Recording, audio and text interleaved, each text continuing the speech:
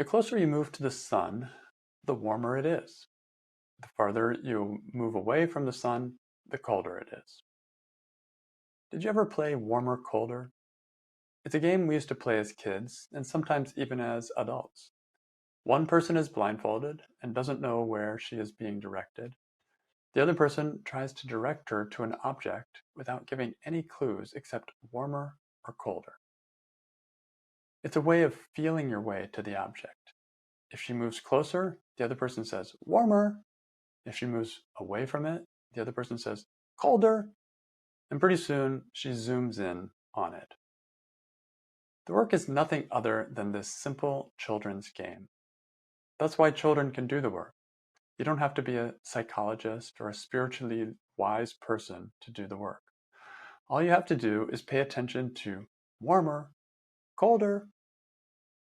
But in the work, instead of warmer, colder, it's peaceful, stressful. If you feel more stress, you're getting colder. If you feel more peace, you're getting warmer. It's that simple. There's no need to understand why it's stressful or why it's peaceful. Analysis is not needed in the work, just simple observation and reporting. Does the thought bring you peace or stress? That's all I really need to know. Moving out of stress is as simple. Again, there's no need to understand the stressful thought at all. It's enough to see that it hurts when I believe it, and it doesn't hurt when I don't believe it. All I need to move towards peace is to start moving in the opposite direction. The opposite of colder is warmer, and the opposite of stress is peace. So by considering the opposite of my stressful thought and finding examples of how that opposite is true, I'm literally starting to move from colder to warmer, from stress to peace. I love Byron Katie's example of the hand in the fire. When you're unaware that your hand is in the fire, you rail against the pain, you blame God, you feel sorry for yourself. But when you become aware that your hand is in the fire, it takes no time to remove it.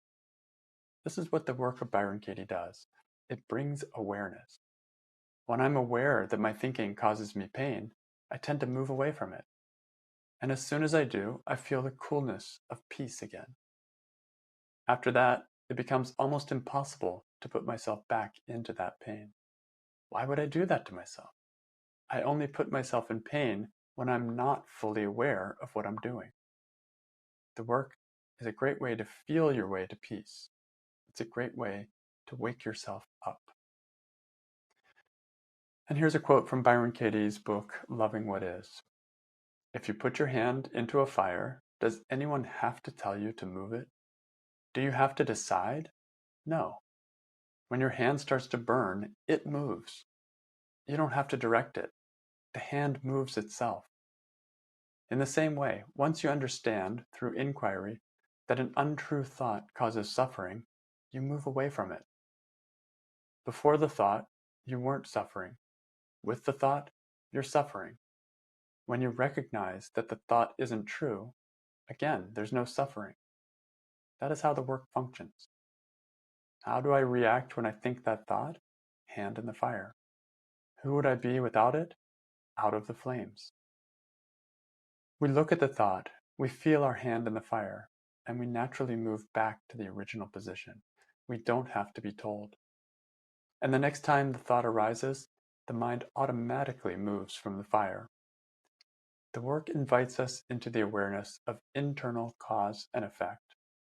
When we recognize this, all our suffering begins to unravel on its own.